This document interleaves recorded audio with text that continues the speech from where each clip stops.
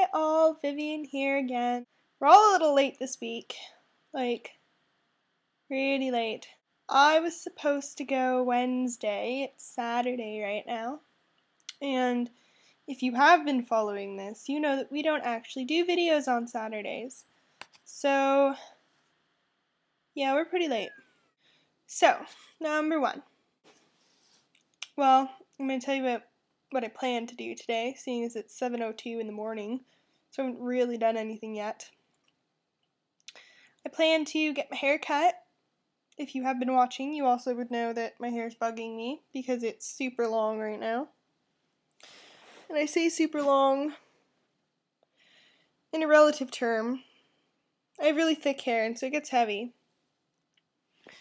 And so super long is anything basically past here.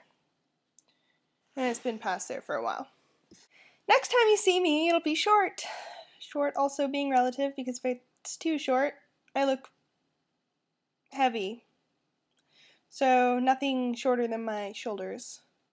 Also, my pathetic excuse for bangs will actually be bangs. Other than that, I plan to write a whole lot of my nano because I'm way behind. I'm like halfway to where we're supposed to be, which is like 20,000 words as of today or something like that.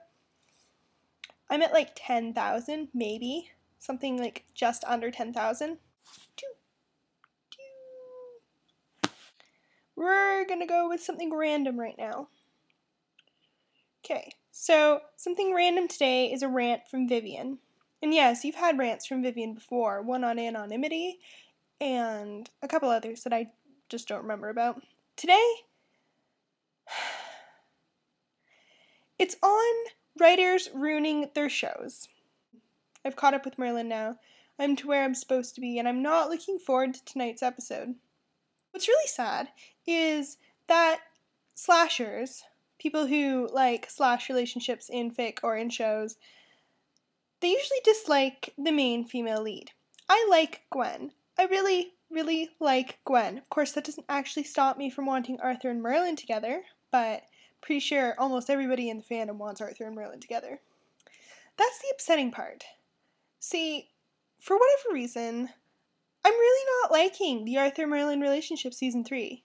Like, what are they doing? Just because Arthur and Gwen are getting together doesn't mean you have to diminish the Arthur-Merlin friendship. I don't understand. Did you decide you made them too close, season 1, season 2? Or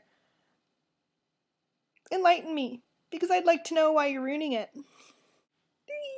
3. Which is a cool fact. Now, I'm going to cheat a little bit. My cool fact is, in fact, a quote. And number 4, the challenge came from a grain this week, is to say our favorite quote on screen, which is what made me think of my cool fact in the first place. My quote, I have 2 favorite quotes, I can't choose between them. One comes from a poem and one's an actual quote.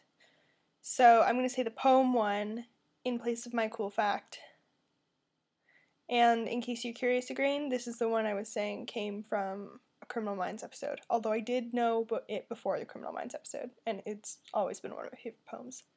The woods are lovely, dark, and deep, but we have promises to keep, and miles to go before we sleep, and miles to go before we sleep. And Stopping by the Woods on a Snowy Evening by Robert Frost. It's the very ending of the poem, and it's always been one of my favorites. 4, coming back to it, is your favorite quote.